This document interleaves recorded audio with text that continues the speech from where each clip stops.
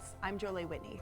Invasive forest pets, think plants, insects, and diseases, can cause significant damage to Vermont's forests and completely change the nature, literally, of the places we love. One of the ways these pests are spreading is by humans who unknowingly transport them. Today we're talking about a new and ongoing effort by UVM Extension, the Vermont Agency of Agriculture, Food and Markets, and the Vermont Department of Forests, Parks and Recreation. To talk about arriving clean and leaving clean, we're joined by Savannah Ferreira and Judy Rosovsky. Savannah joined Vermont FPR as a forest pathologist in 2020 and runs the Forest Biology Lab at the Vermont Agriculture and Environmental Laboratory in Randolph. Judy Rosovsky is the Vermont State Entomologist with Vermont Department of Agriculture, Food and Markets. Welcome to both of you. Thank you. Great to be here. Thank you. And Judy, let's start with you. One of the more maybe prevalent bugs we talk about a lot is EAP, the emerald ash borer. And not long ago, we were even wondering if it was in Vermont. Can you talk about the effect of this bug? Sure. So the emerald ash borer is in Vermont, and it kills ash trees.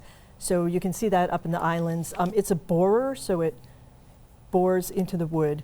You can't really see it much. And what are the signs? So what you can see is when the tree starts to die, you'll see dieback, so the branches will be dead on the top of the tree. Since it's a borer, it makes D-shaped exit holes coming out, which can be characteristic for that insect.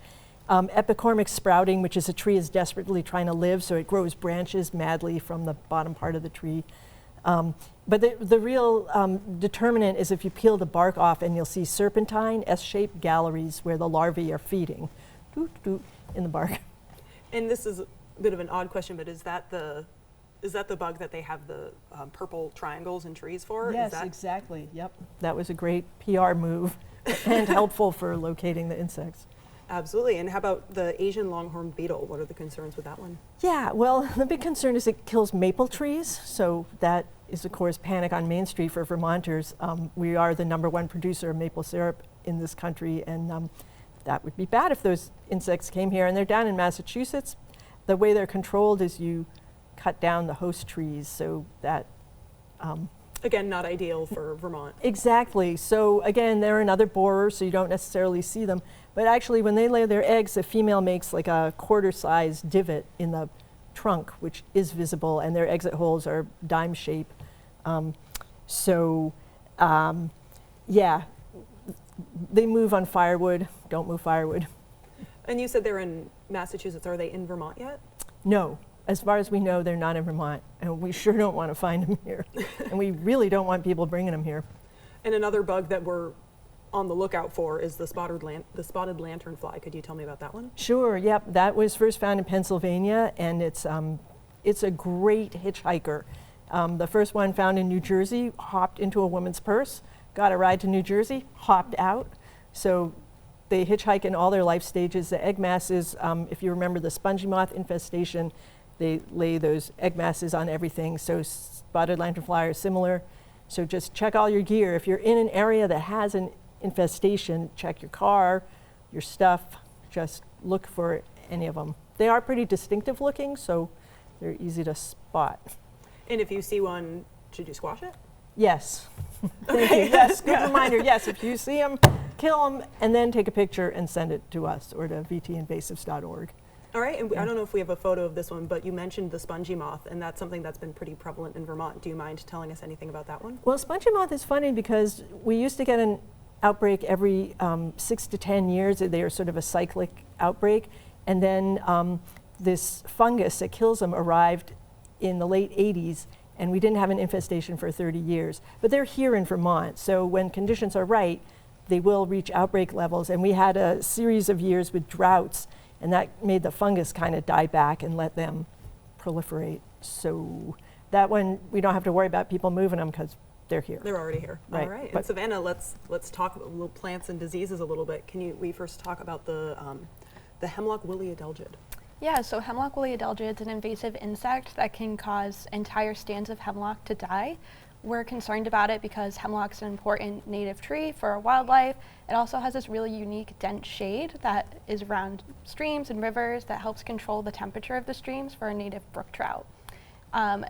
People who are recreating in a forest where this invasive is present can actually vector or spread this pest on their clothes as well as their gear.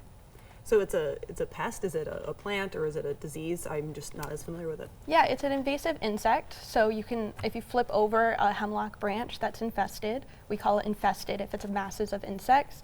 They're feeding below and they're actually using a straw-like mouth part to suck out photosynthate or tree food at the base of the needles. All right. So something to keep an eye out for. Yes. And this one sounds a little self-explanatory, but can you tell me what the oak wilt is? Yeah, so oak wilt's a vascular wilt pathogen of oak trees. It causes rapid mortality of hosts and is easily spread by firewood. We're really concerned because oak is another native tree. It's a mast-producing species, so our wildlife consume acorns, and it's actually a preferred host for a lot of our native insects. So it sounds like maybe this is impactful kind of all the way down. I guess you could say that about all of them, but all the way down some food chains. Yes. All right. And you said that one was is that more of a pathogen, more of a disease? Yep, it's a fungal pathogen. All right. And how about beech leaf disease? How can viewers identify this one? Yeah, so beech leaf disease is caused by an invasive nematode, and it causes these dark banding in between leaf veins. Sometimes it's thicker than normal tissue, kind of leathery. It's also associated with crispy, empty buds at the end of the affected branch. Over time, you'll see branch dieback as well as entire tree dieback. This is another issue because, again, beech is a native tree in Vermont. It's a mass producer, so all of the beech nuts are consumed by songbirds, small mammals, and especially our black bears. And beech are unfortunately already stressed out due to a well-established beech bark disease complex that we have in Vermont. So it sounds like some of these are more on the fungal level. Is there anything as like just a hiker who sees them, is there anything we can do, or is that largely left in the hands of people who, like you, who know a little more about it? No, there's stuff that everybody can do at home. So if they see any of these invasive pests or pathogens, or even plants, we encourage them to report it on vtinvasives.org. That will send an auto email to Judy, myself, and other subject area experts, and we'll be able to follow up on those reports. All right, and now that we've kind of set out a wanted list, Judy, why don't you tell me what's something you can do to prevent spreading them yourself?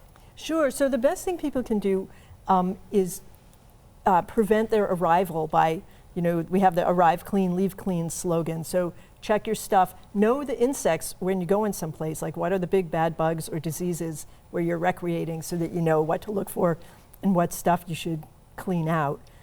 Just get in the habit, look under your car, shake everything out and see if there are any pesties on it. One reason that we're trying to involve the public in this too is that, for example, in spotted lanternfly, most of the reports of finding populations have come from the public. So if you know what they are and you can keep your eye out, that's a huge help to us. And also that you don't inadvertently bring them or anything else to our state if we don't already have them. Sure. Is there a good resource I could use if I'm going somewhere and I want to check what invasives they have? Well, we have our vtinvasives.org website, Great. which has a whole list of stuff. So yeah, that's a good one to take a look at. Plenty of stuff to keep in mind. That's right. And Savannah, I think you guys have like a 3 core things to keep in mind when you're going somewhere with invasives. What are those? Yeah, so we're encouraging people to check their gear, clean their vehicles, and don't move firewood to help slow the spread of all these invasives. Okay, and can you tell me a little bit more about the firewood component of that? I understand cleaning your shoes and vehicles, but firewood might seem a little odd. Yeah, so we always encourage people to buy local, so buy it where you want to burn it is a common phrase you might hear. Just because you can't see, say, oak wilt, for example, with the naked eye, doesn't mean it's not in there. Fungal spores are really small. Sometimes we have really small egg masses or larvae inside of the wood. So although it looks like a healthy, asymptomatic piece of wood, it could be harboring pests and diseases. Okay, and if I'm out hiking or recreating and I see something, should I take a photo? Should I submit information to anyone? Yeah, absolutely. You can take a photo and submit it to vtinvasives.org. That'll take all the information, like your location information, your contact information, and the photo. That's right. Squish it first. We can identify them when they're flat. It's okay. Oh, okay. Act first, ask questions later. That's right. Like, get it dead, then take your time and take a picture. Okay, can you tell me a little bit more about the resources you folks have on the website for people looking for invasives or finding some in their community? Yeah, so there's a whole list of invasive pests, aquatic plants, terrestrial plants, and pathogens on VT Invasives. What they look like, where they're distributed in Vermont. We have a really great map that's showing town-level infestations for all of these that get updated pretty regularly, as well as symptoms and then lookalikes. All right, and are those updates coming from people out in the world seeing them? Yeah, so as soon as we get a report of a new, unfortunately, a new invasive in a new town, I'll update the map pretty frequently. As soon as we get the report, it will get updated. Well, sometimes we do need to verify the reports, but yeah, as soon as we try to keep that updated. It's really important. You know, like if you're going camping in New Hampshire, you could see what's the nearest Vermont invasive pest and just make sure you're not bringing that with you when you're going to a neighboring state if it doesn't already have those insects. And speaking of neighboring states, one of the animals we mentioned today was the Asian longhorn beetle that isn't in Vermont yet. Is that something you project happening? Hoping not. Not if everyone checks their cars and their shoes and their firewood. Right, looks for those dime-shaped exit holes. Look, they're a big black glossy beetle. They're about the size of my thumb, so they're really big. So black glossy with white spots. We have some native insects that look like them, but if you're just not sure, just take a picture and send it, and we can tell you in a second. Actually, if somebody really finds it, we'll be like, ah! And one of the animals we already have is the emerald ash borer, right? Right. How is the progress? Is that something that we've taken good strides in kind of cutting back? Well, we have introduced biocontrol agents. That's through the auspices of Forests and Parks, so I should actually let Savannah talk about it. But it's also the USDA Plant Protection Quarantine Group has a laboratory which looks for and releases biocontrols for invasive species. So this has been helpful. But essentially, we're going to see a lot of ash trees die before the biocontrol insects are able to catch up with a emerald ash borer population and maintain that population at a lower level. We're hoping that that will enable ash trees to survive to reproductive age, because at this point, you know, it's possible that we will lose ash as a landscape tree unless these biocontrols can. So progress isn't linear, but it's still progress. Yes, that's a great way to put it. Absolutely. Well, thank you so much for joining us today. Well, thank you for having us. Thank you. And that takes care of Across the Fence for today. My thanks to the crew behind the scenes here at WCAX. I'm Julie Whitney. Have a good one.